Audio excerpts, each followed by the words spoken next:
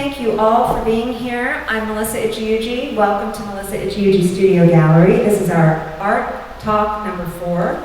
We have 6 incredible artists joining us today. I'm incredibly proud that they're part of this exhibition.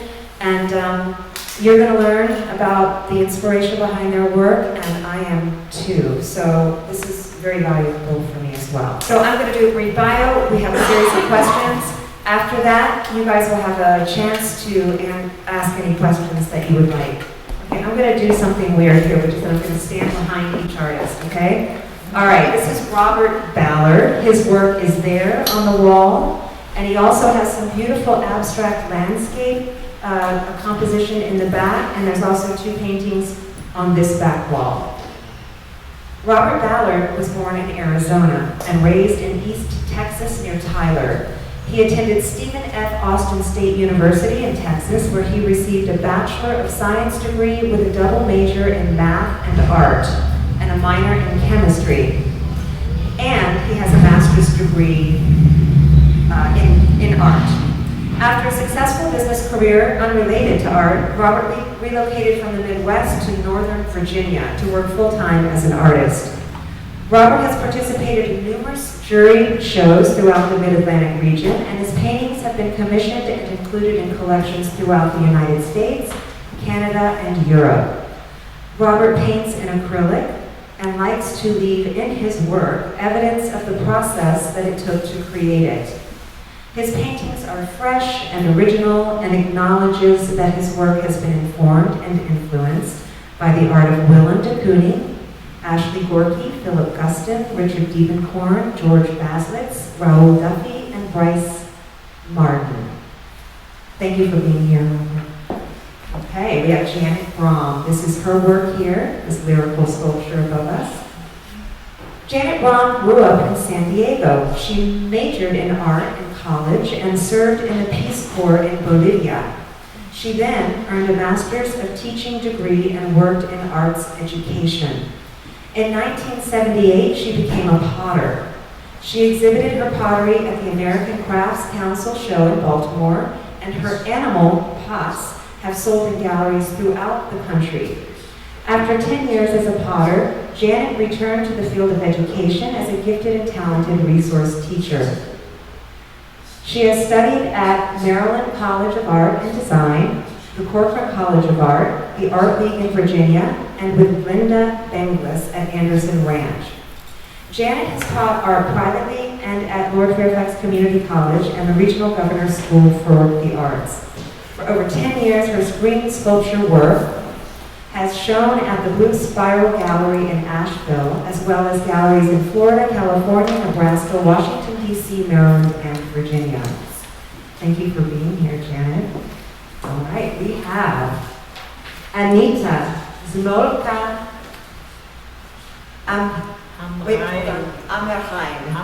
Amrhein, like the Rhine River.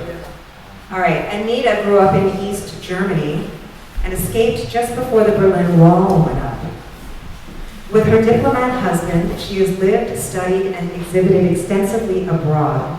She recently moved from Seattle to Virginia. Anita has worked with oils, acrylics, and painting on porcelain and silk. Her work is here. These beautiful compositions, they're watercolors, and embedded in these images are all sorts of secret little pictures that you discover that are quite magical. She graduated from the Nova Scotia College of Art and Design, where she was immersed in conceptual, oh shoot, I'm talking about Abby. Sorry, I skipped. I had a stroke. Currently, Anita focuses on watercolors, often depicting natural motifs. She has studied art under Professor Tan Yi Hong in Singapore and with Professor August Ohm in Hamburg, Germany. She's studied workshops in Germany, Italy, and the US with mentors like Linda Dahl, Michelle Tremaine, Skip Lawrence, and Paul Jackson, who helped shape her style. Anita has held solo exhibitions in Hamburg, Berlin, Potsdam, Milan, and Seattle. Her paintings have been featured in jury exhibitions and prestigious venues, including the Tacoma Museum of Art, the National Watercolor Society, the Northwest Watercolor Society, the California Watercolor Association, and the Shenzhen International Watercolor Biennial. She signs her paintings with her maiden name, Zymolka.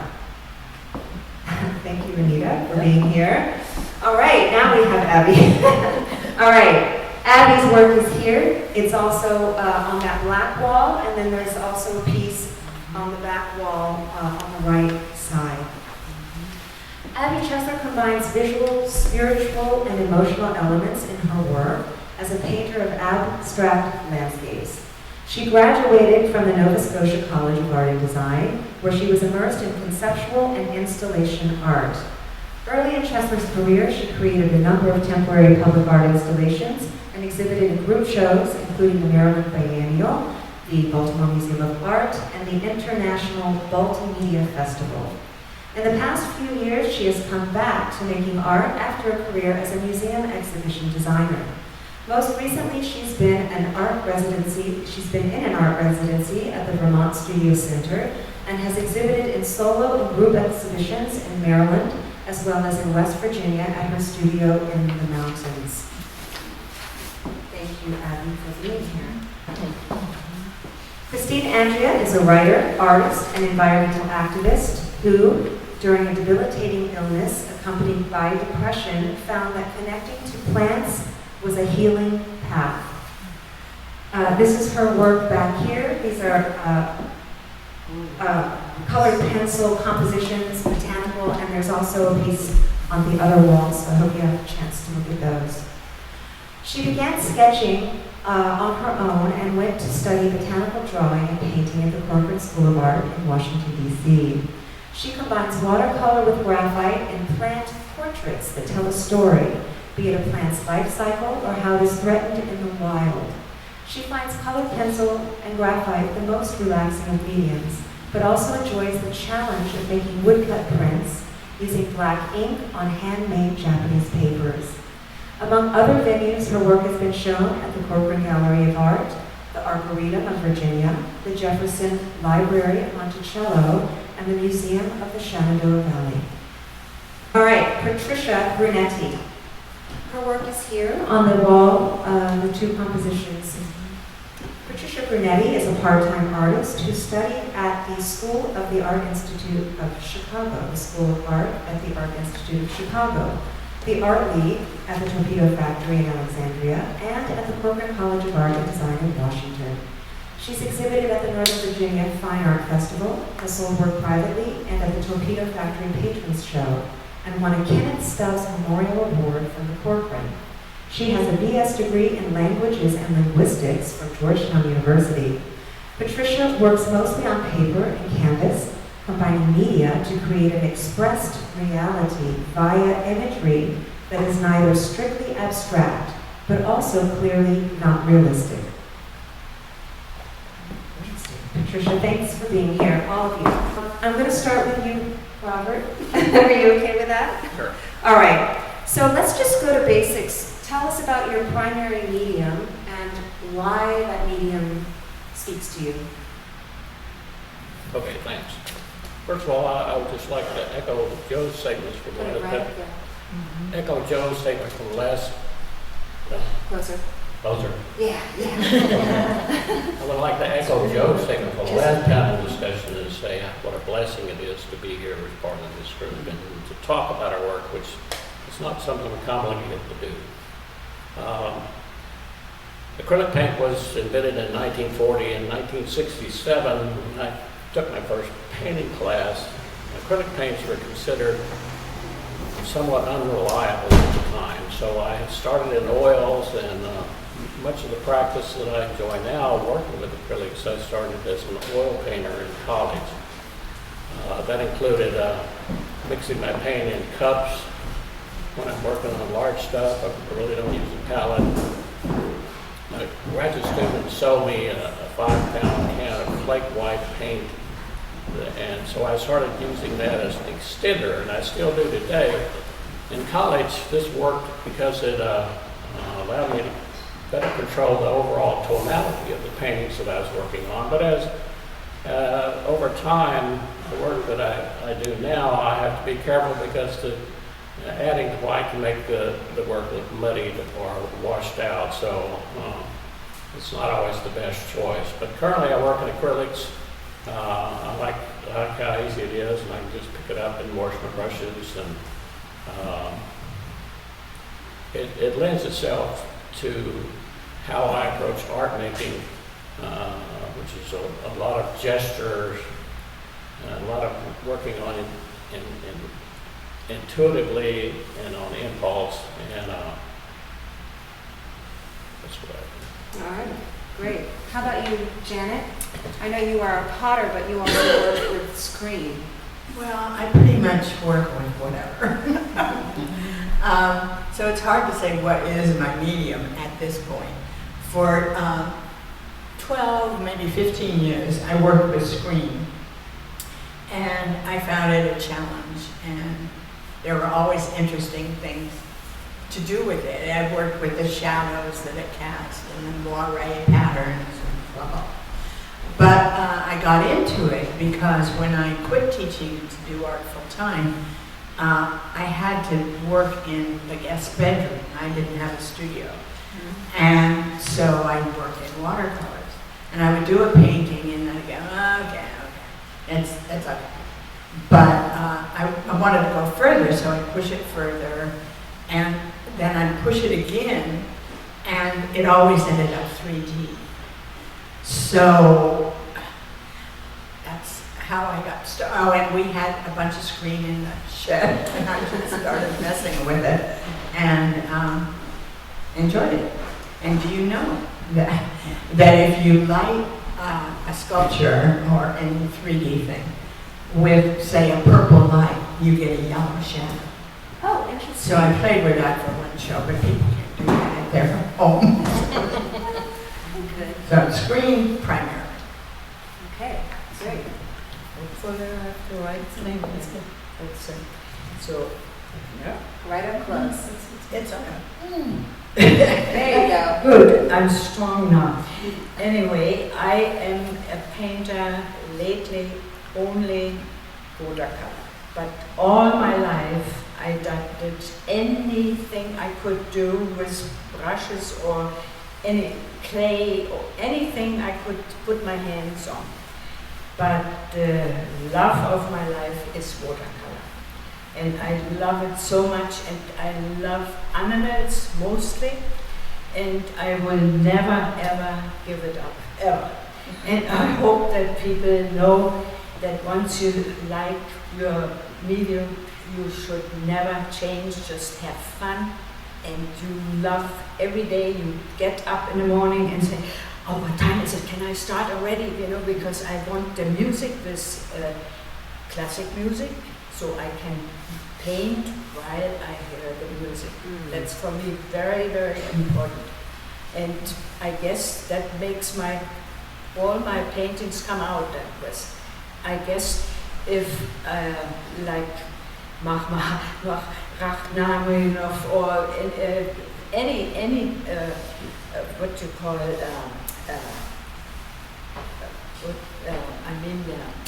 if you are in a house where you have a lot of music, then you have to know what I'm talking about, because it makes you happy and you can paint anywhere. Okay, thank you very much. That seems to relate to watercolor too, Yeah.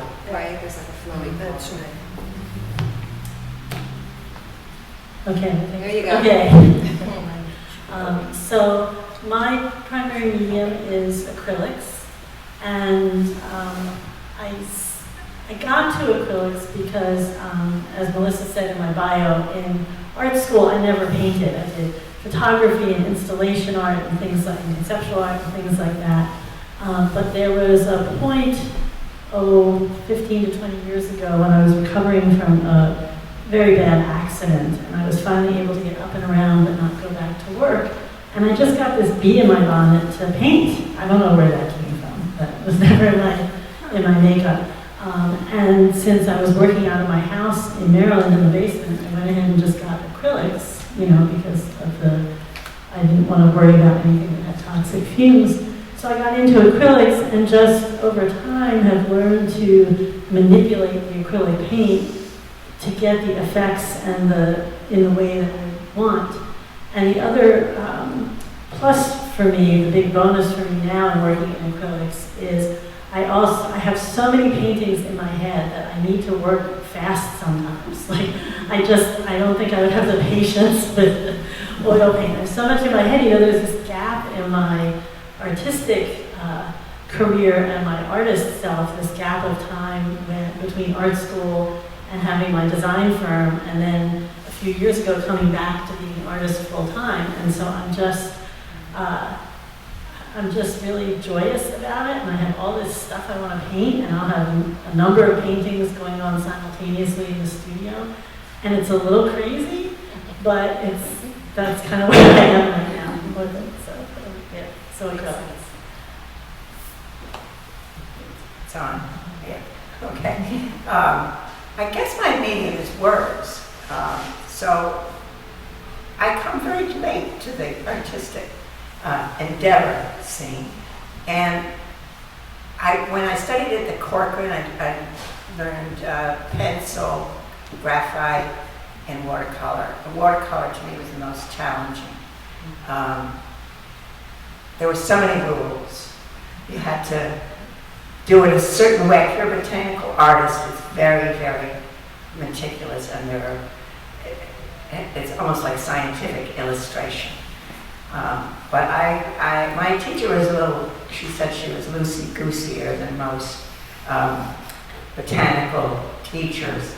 So I found that I really had freedom with a pencil, and that with pencil I could actually connect to the plant and get outside myself completely, because I didn't have to worry about whether this was dry enough to put another layer on it, or whether this was going to drool and ruin it, and how was I going to get it out? Use Mr. Clean little things to rub it off, whatever. So basically, pencil, and it's very free. You don't have to have any water. You just need an eraser and some colors, and the colors are amazing, and you can mix them the same way you can with watercolor. You can layer them. Anyway, I love pencils, and it's very relaxing, and it's a way for me to connect with the plant. Mm-hmm. Also very portable. Yes, absolutely. I can pack it in my suitcase and sit. Hi, I work primarily on canvas and paper with acrylic, kind of push the tools in. I especially like working on paper because you get that resistance from it in a way that changes the kind of dimensionality of the work, it feels to me. You can also, I have worked in oils, I love them, but you do have to have patience, and it's messier and tougher to clean up. So I've also worked in 3 dimensions and collages, but what's challenging to me about using a flat surface and different media is trying to make it not flat, and through the imagery and through the buildup of the materials. That's very interesting to me, and I think it also enables me to create in layers that are not always obvious, but they're in there and they're expressing themselves, and it just makes it more interesting, I found, for the people that like my work, because there's a lot in it, and that allows me to add a lot of sort of conceptual and graphic ingredients. While I Okay. have you there, Okay. since this exhibition is titled Landscape of Desire, could you tell us about the landscape in which you grew up, or the landscape in which you live, or in your imagination, and how that affects your work? Yeah, I was thinking about this since the first panel that you had, and the thing, but the exhibit itself. So I grew up in North and South Carolina and Virginia. However, my parents are from Philadelphia, so we would go back there a lot. So I kind of grew up in these semi-rural environments, sometimes in the mountains, depending on where we were. We also lived in Maine, I forgot about that. And then we would go to, the urban environment and spend a fair amount of time there, which, if you know Philadelphia, it's that people don't accuse it of being pretty very often. So, and the environment that I lived in my home were also very interesting. There was a lot of sort of unofficial art going on in terms of interior design, and I had an uncle who was an artist. He designed stained glass windows, and my father was an amateur cartoonist, and my mother was playing the piano. There was art all around, and actually one of my aunts was also a writer. So to me, that was the landscape, right? It was not just the out of doors. It was everything you could take in, as you're just living your life. And I never really did try to, I tried a little bit to capture some of that as I was developing as an artist, but it kind of drew me into myself instead of having me express it more realistically. To me, the landscape is as much interior, because what I'm working to express is sort of this connection between me and all these forces. And I think that's how moving around and just being exposed to so many different environments made me try to seek a way to integrate it all. So that's the answer. Thank you. That's very interesting. Thanks. No, It was very frustrating, actually. Well, it made me think that I guess my connection to the landscape is I want it to be as real as real. So to get into the essence of it. And I remember as a kid, I had a little set of watercolors, and a friend and I would go out and we would sit in front of a tree or whatever and paint. And she was tall and willowy, and her watercolors looked like real watercolors. They were, ephemeral and pale and beautiful. And I was never happy with my work because I kept putting on more paint, trying to make it look real. And so I guess that's why I'm drawn to botanical art, because it's focusing in and making it as real as it can. That's the lens. And when we moved out here in the 70s, I grew up on the Connecticut shore, and the wildness of the water and everything appealed to me a lot. But when we moved here into the woods, it was even wilder. It was really wild here. We have a piece of property that borders the Shenandoah National Park, so that was our backyard. And connecting when I did stop writing and start drawing, that all those plants that you don't see in suburban Connecticut. You see a dandelion, people plucks it out of their yard, But here there was just the ephemeral spring flowers were amazing. So yeah, it's been a revelation living where we have, and it's been a constant landscape of inspiration. The last few years, I've kind of done a lot of reflecting as I become what I consider a landscape painter, although very abstract, very different than you, Christine, when I paint, for me, it's about looking at the land and the light and conveying the emotion. Like when people ask me to do a commission, and I do a fair number of them, I'll say, well, don't expect that this is going to look exactly like your view, even though you're saying you'd like a commission of your view. What I'm going to paint for you is what I feel when I look at your view. And that's what I want to express. And I realized that comes from, even as a child, I would always escape into the woods behind our house. And I could have this tree that I would just go and sit in and be by myself and be perfectly happy and content with myself and the tree and my imagination. That's all I needed. And then I went off to school in Vermont for a little while. Then I went off to Nova Scotia, all these places where the land was just beautiful. I think I've always been drawn to places where the land is beautiful, and I've always lived places where I'm surrounded by woods.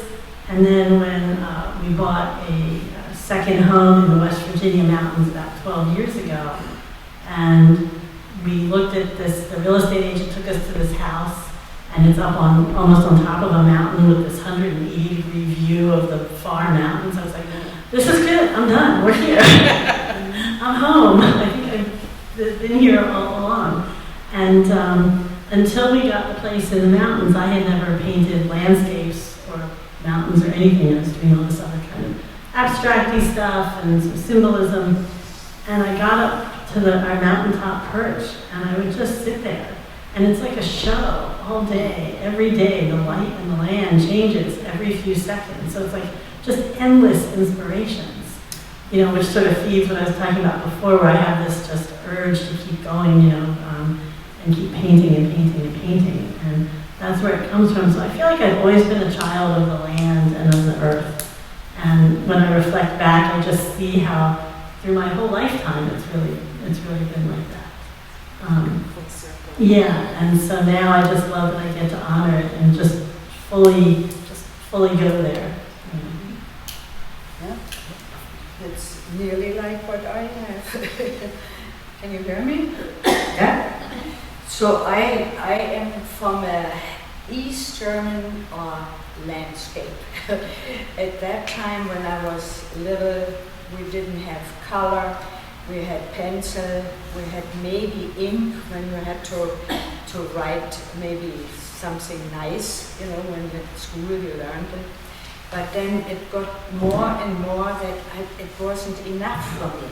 So I had one teacher, I never forget, a biology teacher at Brome. She was amazing. She said, Anita, you should do more your little animals because you don't listen to what I'm saying anyway. And I always said, oh, I like this, look at this fly. And in my house now, I have all over dead little animals to look because they are my you know, looking for how they look with the eyes, with the feathers, whatever it is. I look them up and down and love them. And if somebody breaks a leaf or something or a leg, I cry really. But I did this all my life for a little kid. I was supposed to play piano every time, and I said, I don't have time now. My mother said, why? I have to find some other animals. And she said, you have so many things there, it doesn't look good anymore. You know, she couldn't even clean the house. And so I got older and older, and then when I went and married my husband, and we went all over the world, came back to here. Hans is from Bavaria, I'm from Germany, actually from Berlin. And so I got different, more and more. We saw Italy, we saw France, with every country, and I looked not at all the clothing or whatever, I looked what had they for shoes, what is in here, what other animal is there. I just had always something with little animals. And so people say, do it. And then that's what comes out then. Thank you very much, and I hope you like all the little creatures, I call them. Thank you. Thank you.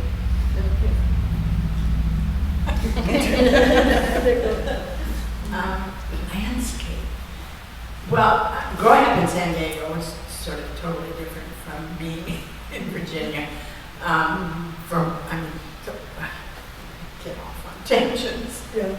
I mean, we weren't in the United States in San Diego. We had California history, you know. The Spanish came over and moved back here. We've been here 45 years now in our same old schoolhouse. And it's like, oh my gosh, U.S. history, what do you know? Anyway, that doesn't have anything to do with landscape. But I started out doing landscapes when I first started full-time art. And so that was part of my art, but it didn't stay because I moved on to other media and whatever. But the landscape does feed me very much. It feeds my soul.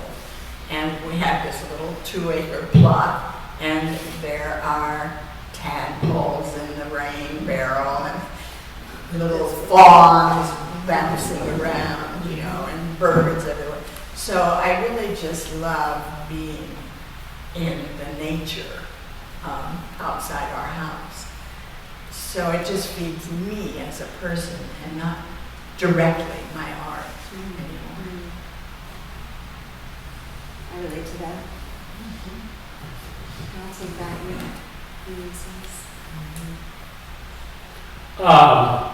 As an artist, in some respects, maybe this isn't reasonable, but I feel a little bit burdened because I feel obligated to create paintings that are going to resonate with the public at large, while what I'm doing is trying to create something that I've never seen before. So whether it's a figure or if it's a landscape, I'm working within the confines of trying to create something that you can relate to, but at the same time, it's a process, as Patricia suggested, where everything that I've ever experienced is in play during the time that I'm creating that piece of work, whether it's a large painting or the little landscapes in the back, which in fact, since they are landscapes, suggests that I'm influenced by where we live or where I've lived in the past, and that's true. But my goal is not to create a landscape.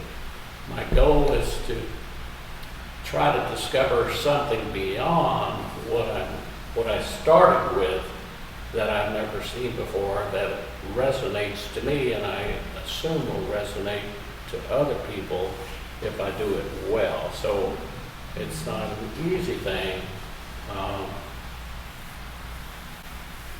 That's what I'm dealing with. So I sense an imaginative landscape in your work. For instance, this piece is called My Imaginary Friend. Yeah. Oh, yeah, this. So do you find that when you're working, there is a conversation going on with either an energy or a person or a personality of another person that is present in that process? You know, anything and everybody.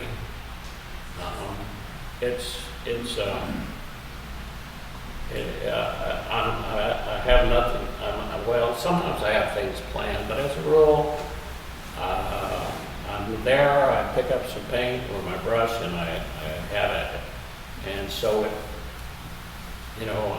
could be in some respects a reaction I had for the experiences I had that morning or over the course of the week, or it could have been something that's from my past.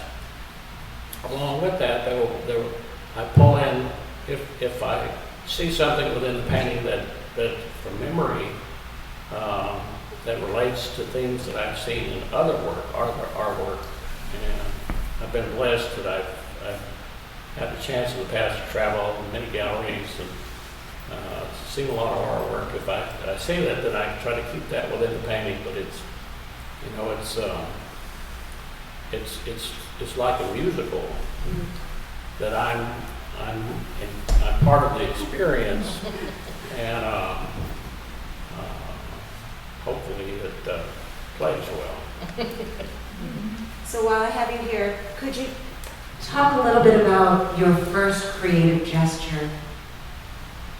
Sure. Do you remember?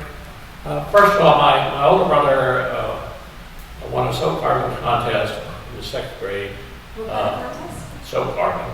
Soap carving. And from that point on, he was known in our family as the artist of the family. Younger or older? Older brother.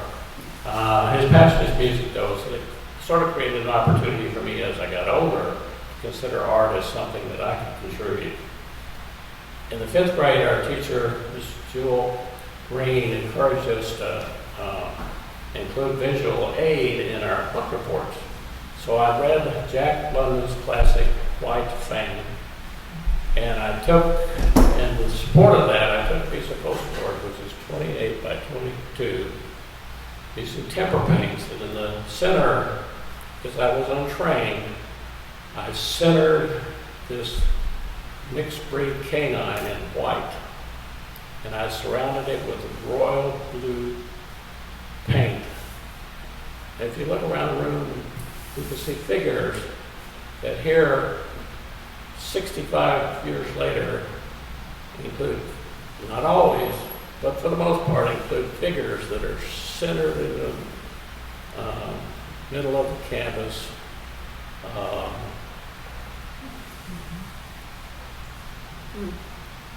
And you know, in that respect, I haven't changed how I've approached. Even though I was attracted to art because of a design course I took as a freshman, I haven't changed that Impulse. Yeah. All right. How about you, Janet? Well, I had such a high class beginning with my art. We had just gotten a TV set, and there was a guy on TV who drew cartoons, like one line at a time. And at home, you were supposed to, do that line, and then he'd go. And you could send your drawings in, and he would show some of them. And once he showed one of mine. But I mean, they were just these corny cartoons. But I got interested. I mean, that's how I got interested at the beginning. And I was sort of known, I don't think I was very good, but I was known throughout my school life as the artist in the class, and they'd come to me for illustrations or whatever. That's how it started. Okay. Since I was still back in Germany, in East Germany, I actually had not watercolor to pencils we had. Nothing really what I could use for anything, but I always wanted to do something. And I found suddenly my father had a copper wire, and I said, "Oh, this is wonderful." They said, what is so wonderful? It's just the wire. So I made a necklace and made with all these wires a beautiful necklace, long. And everybody in school, they wanted to have a necklace for me. And I didn't charge or anything, but I said, oh yeah, but where do we find that other, the stuff when nobody had the copper, it's copper. And so my father, my brother, everybody was saying, Anita is collecting now metal. And they said, yeah, for what? Yeah, I wanted something special for everybody. And they loved that, so that was my beginning of doing something for other people. And they loved it. And I said, oh, this is great. Let's see what I can do. And I came up with many other funny things. I don't want to say what. This is a great question, Melissa, because it got me sort of thinking back to things that I had never really gone back to think about, my first creative act. And actually, I remember it very clearly. There was a woman I grew up in a suburban neighborhood outside of Baltimore, and there was a woman up the street who was an artist.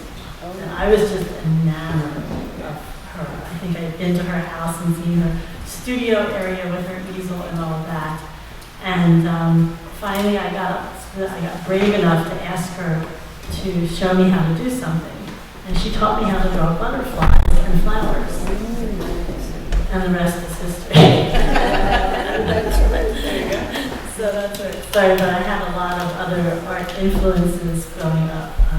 My father had a picture framing shop, so there was always a lot of art and artists and designers around there. And certainly in school, I was always the art kid. Like some of the others, always, that was my identity, the art kid. But I remember those very first things very, very clearly. So thank you for the question. Sure. It seems like there's a common thread, which is somebody gave you permission or demonstrated that it was a viable thing to do. Yes, absolutely. I think as a kid, I was good at drawing and good at art, but it didn't ever become an identity for me. I think the seminal moment for me was when I sort of crashed after a career as a mystery writer. I got into a depression, and drawing pulled me out of it. I remember one fall walking along our road and looking at sycamore leaves, and as you know, they're big and they were brown and amazingly shaped. And I started looking at it, and I brought it into the house, and it was dead, but it started to move.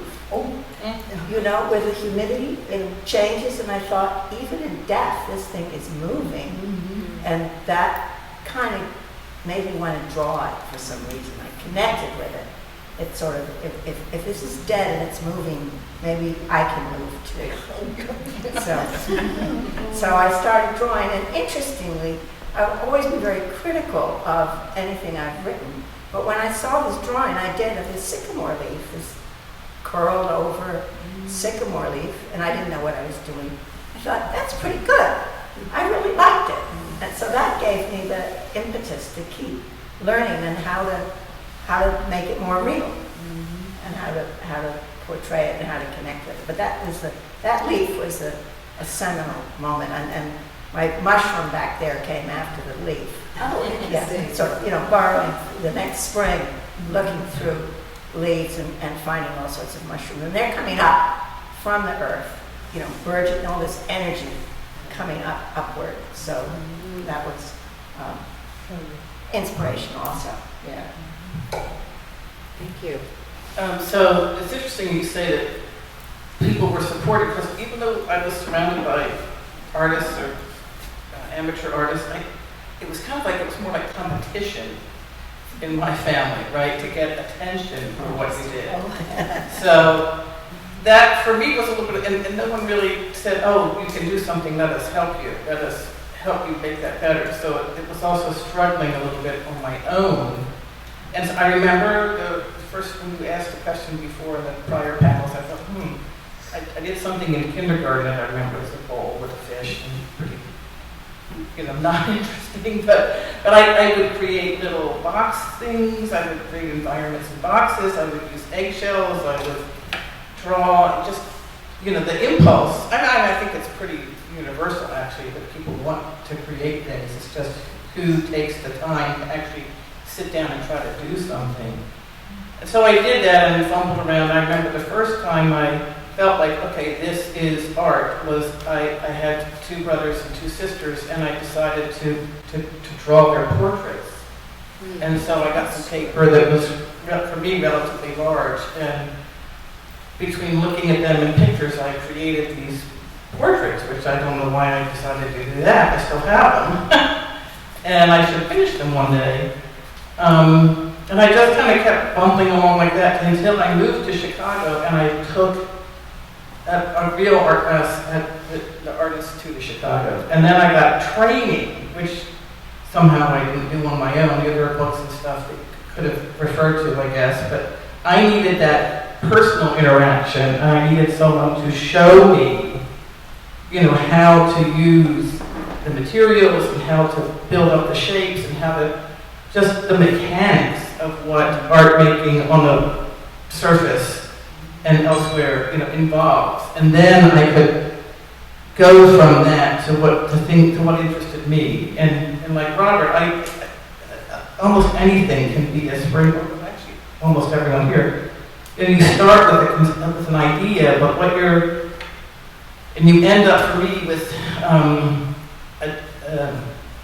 sort of a dialogue or an encounter or a collaboration with what's inside of you, what you know, what you've experienced.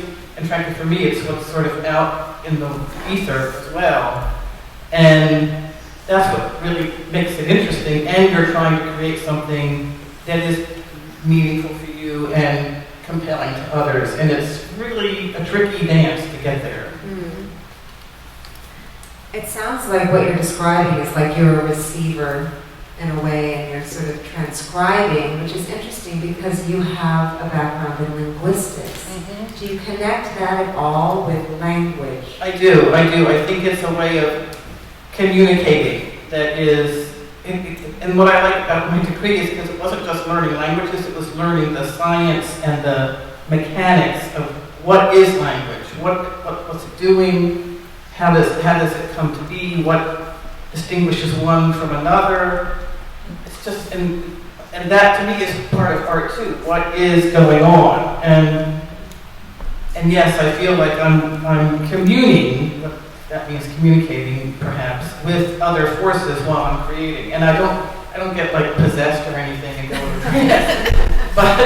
but it's not. I'm not doing it alone, and that's kind of cool to me, you know. But I have to be there. I have to play my role, right? And I decide at the end. Some people ask me, how do I know when I'm done? And I say, I look at it, and because I think what we're doing, me and this force, is creating another life force that just so happens to be on the surface.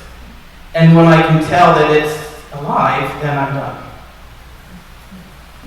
So my next question was going to be, how does art help you in other parts of your life? But since you brought up the question of spirituality, of being sort of a channel or co-creating, why don't we discuss, how do you view art as a spiritual practice? Or if you do or you don't, how does that play into your art making? So I don't actually think, how do I say this? I think art, creating is like breathing. I mean, how do you live without breathing, right? So, or like having love in your life, or interacting with other people. I think it's just essential. And so if you don't, for me, it feels like I'm sort of dying if I don't do it. So it's like what I have to do to keep going, even if I don't do it as much as I want to. And I don't know if that's because I actually think it is because it's spiritual in the sense of energy is matter, matter is energy, everything's connected. Things that can sound kind of hokey and whatever, but in some dimension it's real. And other people have asked me, when you're doing your work, is it microscopic or sort of the infinite cosmos? And my answer is yes. It's both. So that's what it is. How about you, Christine? I know you Yeah, keep absolutely. art a vulnerable place. For me, it's yes.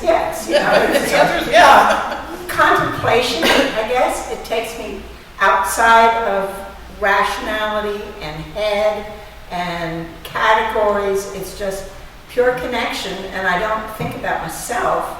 I feel connected to the plant and to everything. I mean, it's just out of time. I have to set an alarm if I have a thing, because I'll just Get lost. But there does come a point, it's interesting, and I've learned to pay more attention to my gut than my head, so that if I'm walking through the woods, sometimes I'll feel a little buzz, and I'll know that that's the next plant that I'm going to do, is sort of a buzz. And then that same kind of gut buzz, or whatever it is then I know I'm done. I've learned to pay attention to it, because otherwise it's so easy to overwork something. But if I can just be there and be aware and wait, when I feel that, I go, okay, put it down. Don't do any more. Don't do any more. For me, also yes, a big yes. It's a little bit of a two-part question. So I find that if I don't get enough time in the studio and enough creative time in, I get emotionally really kind of stuck, and I feel so much better after my studio time. I just like, okay, I can relax. It's just like there's this energy that just doesn't, it gets pent up, that needs to get channeled, and there's nowhere for it to go if I'm not working, if I'm not doing something creative, generally in the studio. And then for me, my painting is very, very much connected to my spiritual life. I'm a long-time practitioner and teacher of meditation and mindfulness. And for me, when I'm kind of in that zone, a lot of people talk about being in the zone when they're painting. For me, it's another way to be very, very much in the present moment. And everything else drops away. And I'm just, it's like Ram Dass said, be here now. It puts me in that moment. And then what, a comment I get about my paintings a lot, which is not the intention, but it's the outcome. Because I don't generally have a big intention for, I generally know where I might want the finished painting to go, but I don't have a big intention. But if someone looks at one of my paintings and says, boy, I look at this, it makes me feel so calm. I go, that's the best thing ever that you could say to me. That means that it's all kind of just channeling and moving, and I don't have to say anything about what this is about, So for me, it's very much connected to my spiritual practice. It's all one piece. I don't have separate parts of my life anymore. That was part of the stress of, decades of running a design firm, of like having all this stuff. And at a certain point in my design practice, the business grew so much that I couldn't do any of the creative work. And then I realized it was around that time that I picked up painting at home. Like I needed to do something. I needed to channel that creative energy some way. At the time, I couldn't have articulated it this way at that time, but that was definitely, I think, what was going on. Maybe paid attention. And it just kind of happened, and then I understand it years later, but I think that's what happened. I always have to turn it here. That's okay. For me, if I cannot paint, then I feel really sick. And everybody knows that. And every morning I start immediately, typical German, you have to do what you have to do. And you first paint, then you can make first breakfast for sure. But paint is the next thing. Then I will be gone. I don't even hear anything, but I need the music. I don't know what I would happen if you don't have any classic music anymore. I think I would be dead. I really don't know. But my mother used to play piano, so maybe that helped a little bit when I was little. It made me calm, and I liked it. Or I went outside like a maniac and come back, and then I'm very calm again. But I do love to paint day and night. If I wouldn't have had children and a husband and a garden and a house and whatever, I would only paint. And people would say, don't you have to eat something in between? I would forget everything. I am so, I don't know what happened. It happened maybe, Hans and I went to a phone service for many, many years, and I had so many things to see that I sometimes said, oh, I wish I could pack that somewhere, because you forget a lot, because the next day you see something else and say, oh my gosh, I should have talked to the woman, I would, something. Yeah. It is unbelievable if you have something in your inside. You want to meet everybody, see everybody, and do everything, and it doesn't work at all at the same time. And I just, hopefully that have now found, we have a nice place at home, and so we don't have to travel anymore. And we never want to travel anymore. And that's why we love it, and it's better for me. Even a tree or a yucky, anything on the ground, I look at it and take a photo quickly and say, oh, look at this. And everybody said, what is there? I said, don't you see that? I don't know. The older I get, maybe I get crazy one day, I don't know. Because I like everything and little animals again and again. Even from a butterfly naturally, but the tiny things I paint on there. I love when children come in the studio and say, "Oh, mommy, look at this!" And everybody else said, "What?" And the children saw it. And I love the children, and I said, "See how good they are? They look what's going on. They look really nice. I love it. I love my life anyway." Here you go. Spiritual practice. I just have to make art, and when there have been times lately when I've done so many different, worked in so many different mediums that it's like, well, what am I going to do next? And what's going to inspire me? I need a challenge. I need something that I don't already know how to do. I want to push myself. But do I always have to do that? I don't know. So the times when I'm not in my studio creating art for a while, it's an ennui. It's sort of just this kind of feeling. So it certainly feeds my soul to create. I need to do that. And it's interesting, being in the zone kind of thing. When I paint, I can get into that zone. It's just, you get to a point sometimes, not always, where it's just this unthinking communication back and forth, and it's so wonderful. With my wire and screen work, there's more problem solving and mechanical issues to deal with. So it's a different process. But it's the creating that I need to do. And that gets me out of myself and out of my daily blah blah. It feeds me. Yeah. Robert? In answer to your question, got nothing. Wait, say that again? I got nothing. I'm not sure I can articulate how spirituality is part of my work.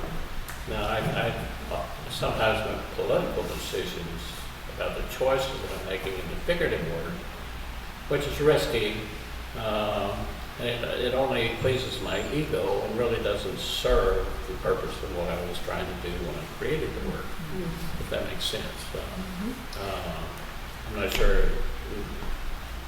Past history would suggest that those choices haven't resonated well with others.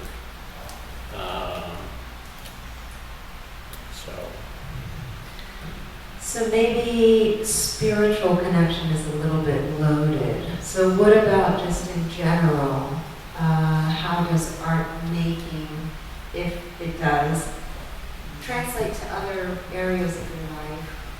Sure. Do you know what I mean? Like maybe take that spiritual part out and... Okay, thanks.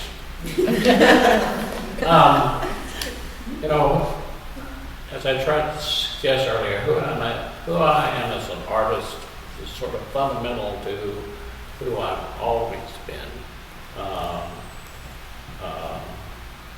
At the same time, it's given me a way to connect with others, whether that be future patrons or individuals like you, but most importantly, to other artists.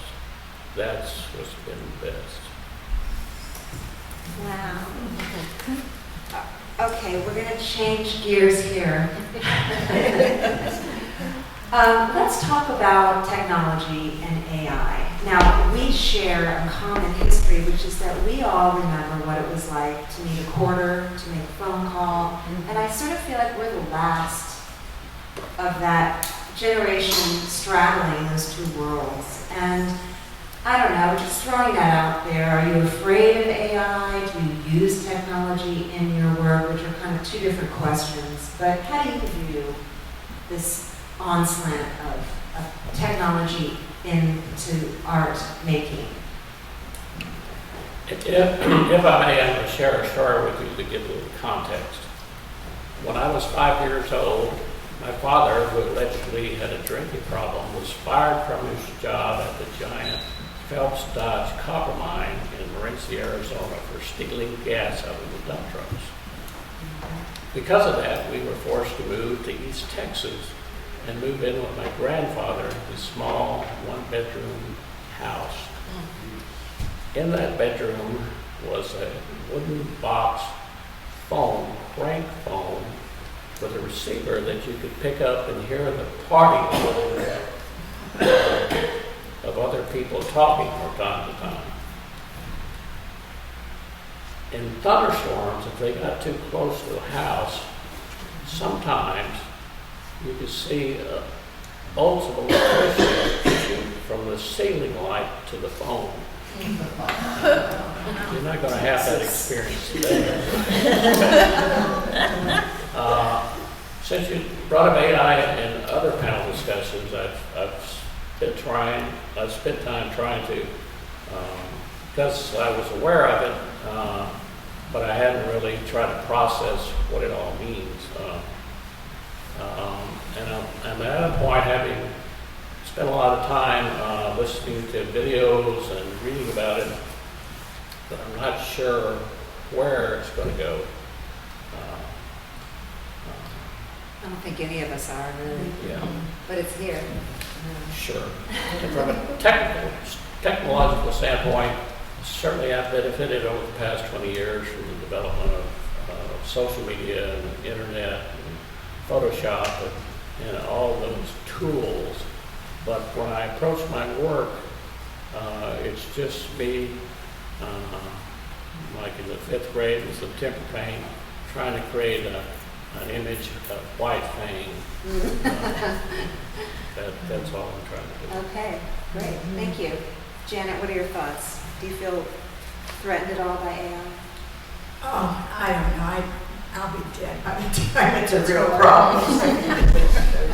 I'm not really worried about AI, although I think, we need to pay attention and control it.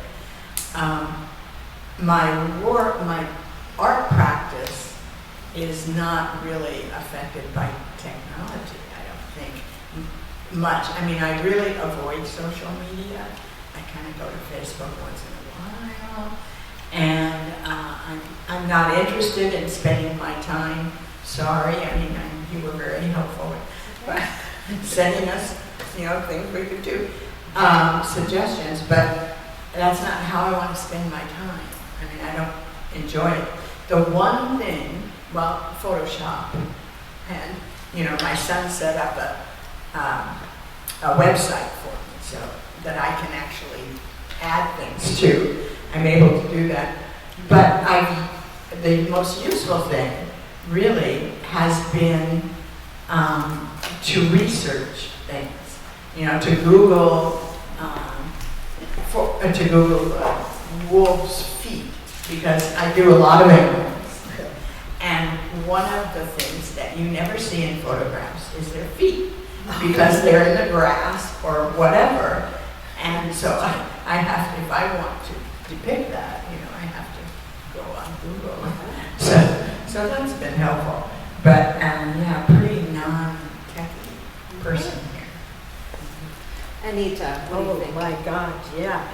If I wouldn't have my husband, I would be in the grave already, because I have no idea except typing what I learned in the old days.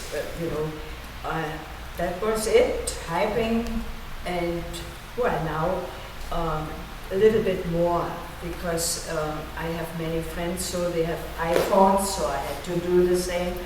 And when I paint, I don't want to hear Sam here, Anita there. I said, thank you very much. I have no time now. And the best thing is let the husband do all that stuff. I don't, I say, you have nothing else to do, you can do it. And then he tells me what I have to do, And unfortunately, I don't have that, I don't want to even learn about it. It's enough for me. I just, in my little animal kingdom, I call it. So I must say I have to give it to you. You're younger, you know what's going on. Thank you. I have a very multifaceted relationship with technology. I agree 100% with what Robert said, that technology is a tool, very much a tool, and I think it's good to, for me, that's a good perspective to keep with it. And sort of coming of age in the analog world with film photography, I did a lot of photography and printmaking also in art school, hands-on with chemicals and physical materials and things like that. It took me a while to embrace digital photography, but then to see what it can and can't do as, in comparison to what, real film photography and printing on incredible paper with lots of silver in it, it's very different, And so I've always tried to, I'm always keen to be aware of those differences between that analog and the digital. I think one of the things that also drew me to painting when I came back to creative endeavors was in my work life, I was just sitting in front of the computer all the time. Everything was digital. In my museum design practice, we were doing a lot of multimedia interactive stuff, so everything was digital and touchscreen, I was like, I just want something physical and tactile. I just have to be tactile. Paint is tactile. And moving with the brush is physical. I'm not just pushing buttons and typing things in on a keyboard. So to me, that distinction was really super important. I think that with AI, I love the meme that went around Facebook that I'll paraphrase. I'm sure some of you saw it, where the meme is about, I want AI to do the laundry and dishes so I can do the art and make music. So if technology can be a useful tool, great. And I also, to my eye, I'm trying to become better and better at identifying the AI stuff. And I mean, to me, it's pretty obvious what's AI if something is a bit too much, plus like 10 fingers on a hand, 6 fingers on a hand or something. And then I've also have a love-hate relationship with social media. So, and I tend to, I have some segregations in my social media life and accounts. Like Facebook, there's a lot of family and friends stuff, and I use Instagram. My Instagram feed, I follow artists and I post art. It's like just art. It's not other stuff. And I have to confess that like sometimes when I'm up on my mountaintop in my studio all by myself and I post something on Instagram, it's like really reassuring when I get a pile of likes. It's like this instant feedback on stuff that like, okay, I'm not out of my mind. Because you're sitting up there in your studio all by yourself, right? And I'm not, what am I going to do?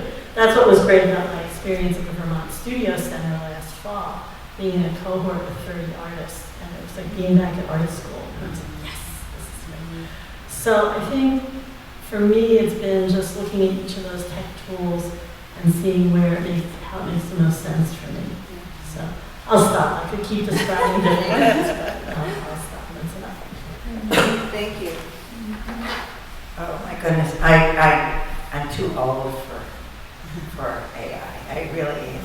It's just, it's a tool that like oil paints. I never learned to use that, and I'm not sure I have the time or inclination to learn how to use it. Now, like Janet, I do use the internet for research. I've been working on a project on plants that are extirpated in Virginia. Extirpated means they are no longer here. They don't live here anymore for various reasons, habitat loss, climate change, and so forth. So, if I've been working on portraits of these plants, but since they aren't here, I'm relying on the internet and pictures, and there's all sorts of pictures. And the problem, since they're not my pictures, sometimes I can't quite figure out how the root works because not everybody takes pictures of the roots. But yeah, I appreciate that, but I don't have the time to learn all that. My son does. He's an artist, and he does amazing stuff that totally baffles me. And as a mother, all I can say is, keep going, it looks good. but I don't understand it. Patricia. So we use AI at work already, and it can be very helpful. And it can take some of the administrative and the tedious tasks off your back or plate or whatever. Or it can make people who aren't very good writers, who can't really figure out how to communicate well, as long as those people give AI the main points, AI can help them actually communicate more effectively. And I enjoy it because then I know what the heck they're trying to say to the rest of us, right? So I'm not opposed to it. And I think for visual arts, I think the same. I think it's another medium / tool. It's, technology's not going to stop. And so we either figure out how to use it to our advantage or not. It's not required. A lot of people are going back to sort of this maker approach to things where they really want to use their hands and not be relying on everything digital, which is kind of cool because it just proves that the technologies, quote unquote, of any age have value. And it's just, now we have so much more to choose from. And so it's kind of, it sort of opens up portals, like those portraits I told you I never finished. And I'm going to try to apply AI to them and see what happens with that, instead of just pushing it myself. I mean, I'm going to do that too, but I thought, hey, why don't I use AI and see what happens there? I have hundreds of slides from travels around the world that I don't do anything with, and I thought, why don't I get AI to help me, see what I can do there that would be interesting to me and fun, but again, I don't have to do maybe as much of the heavy lifting, or it'll show me a way to go that I wouldn't have thought of. What would you ask AI when you're doing it? I don't know yet, because I've only used it for verbal and written communication. I don't know how it works really, and I don't use other graphic tools that much. Maybe I should go there first and try and see what they can do. Do you ever get on your phone these pictures that have been put together with music of bits of your life? Yes. That is really disconcerting. But it's also interesting. Well, yes. It's also you seeing yourself. I mean, I didn't do that. Something in my I know. It's kind of crazy in a way, but there it is. So Is that what it is? No. to me, it's sort of like a beast. You're gonna like wrestle with it and somehow not have it, kill you, and see what you can do with it. Well, it does challenge our ideas about accepting the other. Right. Right? And not being so closed. I like to be open and grow and learn, and it's coming. So. I think it's integrated in ways that we interact with all the time. We just aren't. We don't know it. It's on the back end. So thank you guys. I want to open up for questions from our audience related to anything. If you have any questions, I'll Skip. kick it off. I'm kind of having trouble articulating the question here, but imagine, if you will, two approaches to your process. One of them is the picture in and of itself is the end product. In other words, you make a picture. You don't make art. The other end of the extreme might be the process is much more important at the end product. Kind of like in architecture, people talk about buying plans and specs. Well, the plans and specs are the instrument of service. The design process is, in fact, what's important. And the plans and specs are just the paper to express that. I'd be curious about whether you all see the painting, the thing that hangs on the wall, or the print that hangs on the wall as the end product, or is the process of creating that more important and the thing that hangs on the wall really is secondary? That's hard to say. Maybe I can. Okay. I can take a stab at that, this conceptual art education here. I think, for me anyway, my opinion is both. It can happen both ways.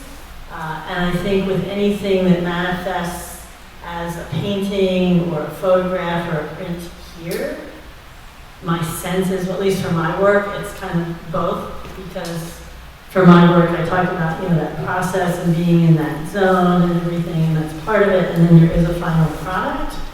But there's also from the 1960s and 1970s, a whole modern conceptual art movement where it was just about the process and nothing about the finished product.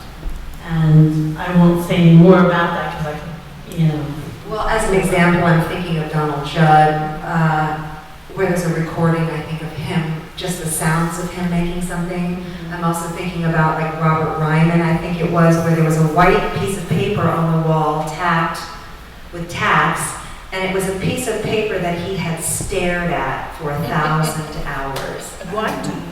That's kind of cool, if you know.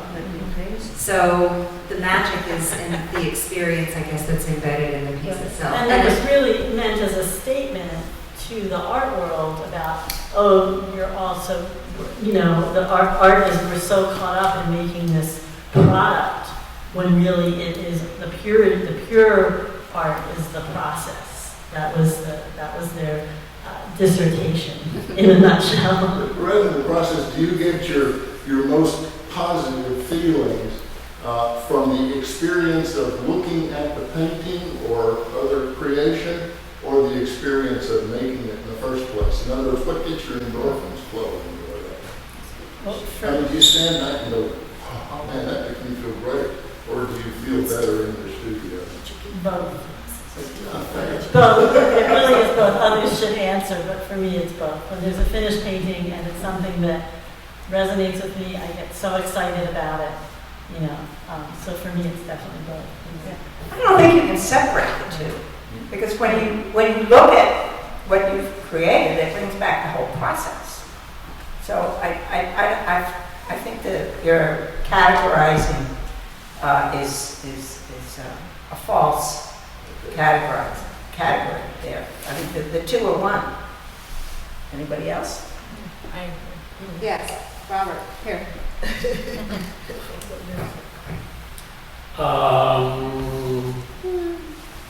The process is very important to me,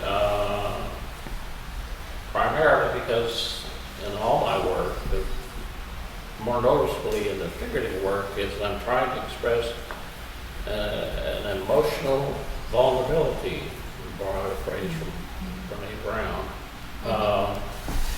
So it's like I start with a figure that resonates with me, the outline of that figure, and then I apply paint, but at the same time it's like I'm peeling layers off until I reach a point where I think that expresses where I'm at that moment. So each finished paintings, and this includes the little landscapes that I do, it's a combination of what I've experienced in my relationship with other people and how I've reacted to that relationship. But I'm expressing what I'm painting regardless of the subject matter. It's intuitive and it's basic to who I am.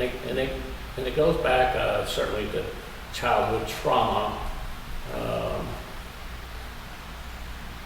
And as I understand it, there are four phases of trauma response, which include fight, flight, freeze. What's the fourth one? Fight, flight, and freeze. I think that's it. No, there's the fourth one. Fawning. Fawning's in the back. Freeze is in different paintings in there. I'm really good at freezing and fawning based on experience, but so it's again, in all my work, it's that underlying, that's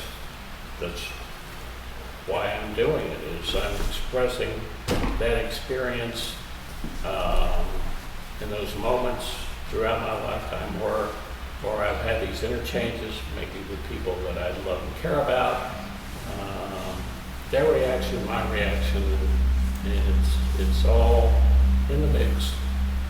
And each one of these are just a point in time where I peeled off the layers and I stopped and said, this is an example of something that I've experienced. That makes sense. Sounds good. Yes. How many of the artists have created some piece of work and they put it away because they don't want it to ever see the light of day, but they don't want it to be extinguished?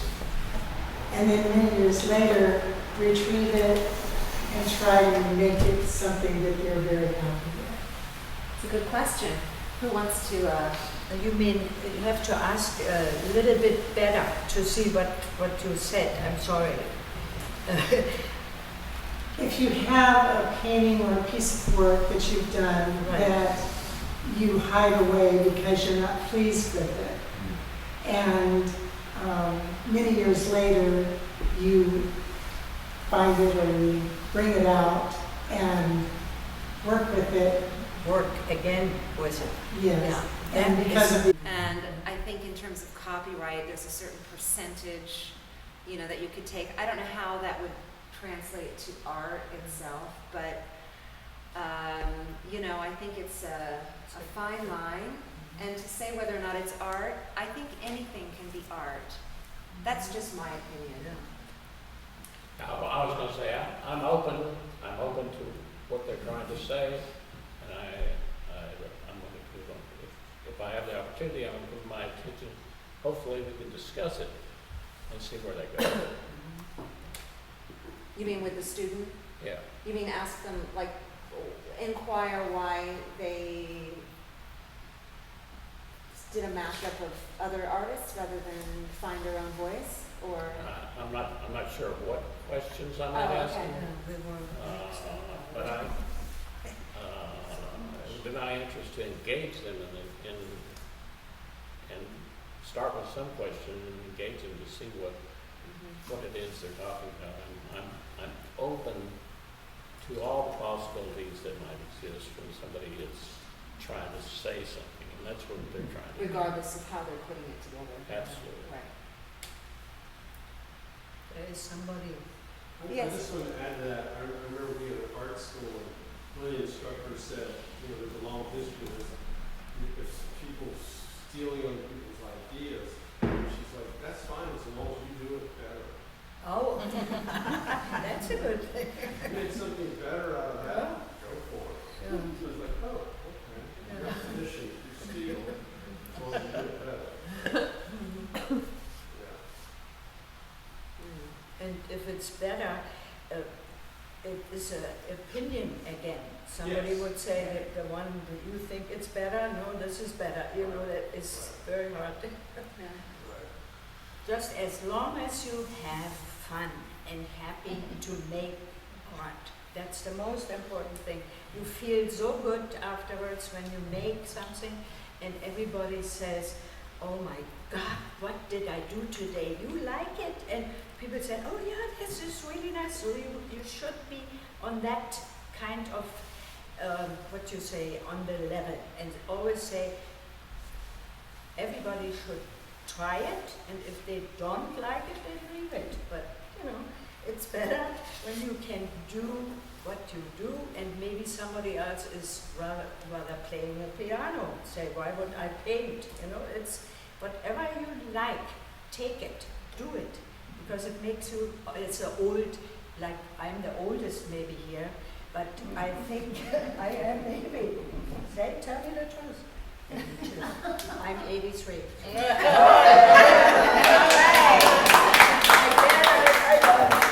So, but anyway, make it because the time is short. I like your message. So I think if we were going to sum up this whole talk, it would be Joseph Campbell's Follow Your Bliss. Right. Say that again, I'm sorry. Joseph Campbell said, follow your bliss. Yeah, that's true. That's really all we can do. That's true. Right? You have to, in the morning sometimes I don't feel like saying, oh, I will paint now like more like this. No, sometimes I get up and say, oh, what's the matter now? We have to do the garden now, we have to do this and that, and then I don't want to do it, and I have to, you see, you have to, and then say, okay, I make it fast, and then I can paint. That's always the way, you know. Sounds good. All right, guys, any burning desire to say anything, to add anything? Anybody else?